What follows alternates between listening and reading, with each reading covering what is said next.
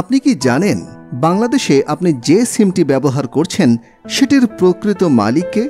আপনি কি জানেন এই সিম কোম্পানিগুলো প্রতি মাসে কত কোটি টাকা আয় করে আর কোন কোম্পানির গ্রাহক সবচেয়ে বেশি? আজকের ভিডিওতে আমরা জানব বাংলাদেশের সিম কোম্পানিগুলোর অজানা কিছু চমকপ্রদ তথ্য। তাই আপনি যদি একজন সচেতন মোবাইল ব্যবহারকারী হন তাহলে এই ভিডিওটি আপনাকে দেখতেই হবে। প্রথমে কথা বলবো বাংলাদেশের সবচেয়ে বড় টেলিকম কোম্পানি গ্রামীণফোন নিয়ে। গ্রামীণফোনের মালিকানা ভাগাভাগি হয়ে আছে। বাংলাদেশি প্রতিষ্ঠান গ্রামীণ টেলিকমের কাছে রয়েছে প্রায় 34.2% এবং বাকি 55.8% রয়েছে নরওয়েজিয়ান কোম্পানি টেলিনর গ্রুপের কাছে। বর্তমানে গ্রামীণফোনের গ্রাহক সংখ্যা প্রায় 8 কোটি। এটা শুধু দেশের সবচেয়ে বড় সিম কোম্পানি নয়, দক্ষিণ এশিয়ার অন্যতম শীর্ষ টেলিকম কোম্পানি। প্রতি মাসে গ্রামীণফোনের আয় প্রায় 1450 কোটি টাকা।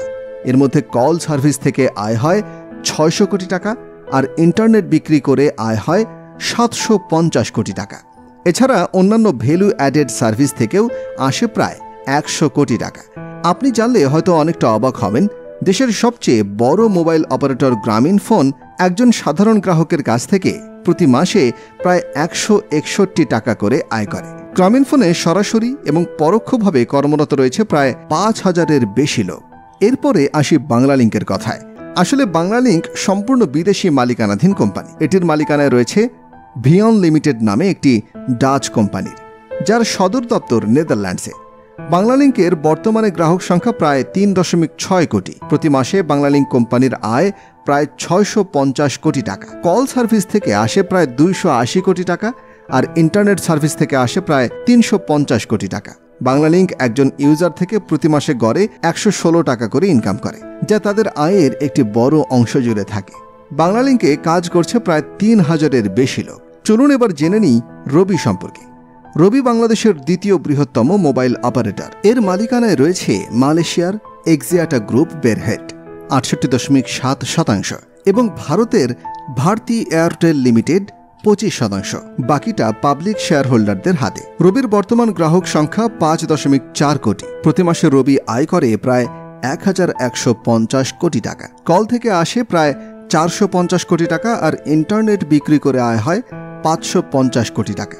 রবি একজন গ্রাহকের কাছ থেকে প্রতি মাসে 147 টাকার মতো করে ইনকাম করে, যা তাদের মাসিক রাজস্বের উল্লেখযোগ্য ভূমিকা রাখে।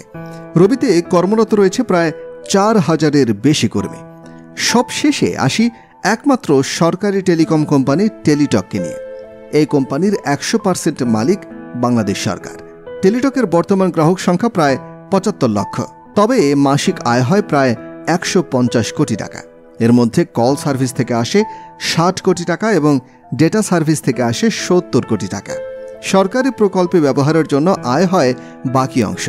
টেলিটক তাদের প্রতি গ্রাহক থেকে প্রতি মাসে গড়ে 69 টাকার মতো করে আয় করে, যেটা সরকারি মালিকানাধীন এই অপারেটরের জন্য একটি মোটামুটি স্থিতিশীল আয়। টেলিটকে কাজ করছে প্রায় 1500 জন কর্মচারী।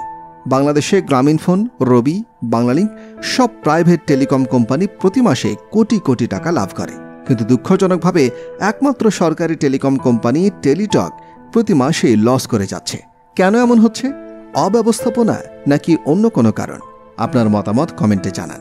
তো বন্ধুরা, এই ছিল বাংলাদেশের 4টি প্রধান সিম কোম্পানির অনেক চমকপ্রদ তথ্য। এখন বলুন তো, আপনি কোন সিম ব্যবহার করেন আর কেন? আপনি কয়টি সিম ব্যবহার করেন সেটাও জানতে চাই। কমেন্টে জানাতে ভুলবেন না। আর আপনি কি জানেন বাংলাদেশের সবচেয়ে বড় 5টি কোম্পানি সম্পর্কে? যদি না জেনে থাকেন তাহলে অবশ্যই এই ভিডিওটি দেখুন।